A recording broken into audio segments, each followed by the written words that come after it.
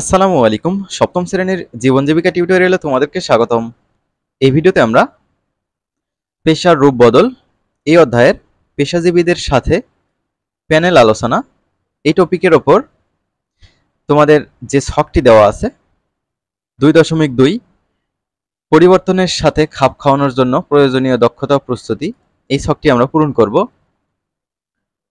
এখানে আমাদের আলোচনায় নিচের বিষয়গুলো ধারাবাহিকতা এভাবে আসতে পারে: উদ্যোগ শুরুর গল্প, তারপর বর্তমান অবস্থা ও চ্যালেঞ্জ সমূহ থাকতে পারে, ভবিষ্যতে তাদের কাজ কি ধরনের পরিবর্তন আসতে পারে তার ধারণা, অর্থাৎ পরিবর্তিত পরিস্থিতিতে কি ধরনের পেশা উদ্ভব হতে পারে তা আলোচনা,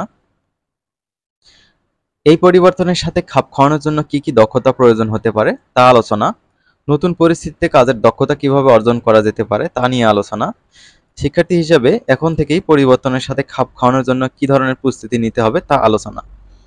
তো চলো আমরা বক্স 2.2 এটি পূরণ করে ফেলি। তো শিক্ষার্থীরা, আমরা বক্স 2.2 এখন পূরণ করব। তোমরা যারা এখনো চ্যানেলটি সাবস্ক্রাইব করো নাই, কাইন্ডলি চ্যানেলটি সাবস্ক্রাইব করবে পরবর্তী ভিডিওগুলো পাওয়ার জন্য। কৃষিখাতের দক্ষতা ও প্রস্তুতি।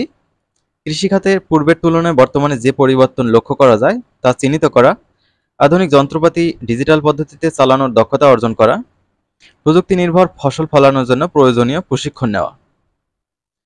শিল্প খাতের দক্ষতা ও প্রযুক্তি। কলকারখানার আধুনিক যন্ত্রপাতি চালানোর জন্য দক্ষতা অর্জন করা, বর্তমান চাহিদার সাথে সমন্বয় রেখে পণ্যের মান ও ধরন পরিবর্তন করা, উৎপাদন বাড়াতে প্রযুক্তি নির্ভর প্রশিক্ষণ নেওয়া।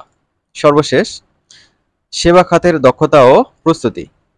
কম্পিউটার, মোবাইল, ল্যাপটপ কিভাবে ব্যবহার করতে হয় সে সম্পর্কে জানা, শিক্ষা চিকিৎসা খাতে আধুনিক যে প্রযুক্তি ব্যবহার করা হয় সে সম্পর্কে জানা, সেবার যথোপযুক্ত মান প্রদানের লক্ষ্যে প্রযুক্তি নির্ভর দক্ষতা অর্জন করা।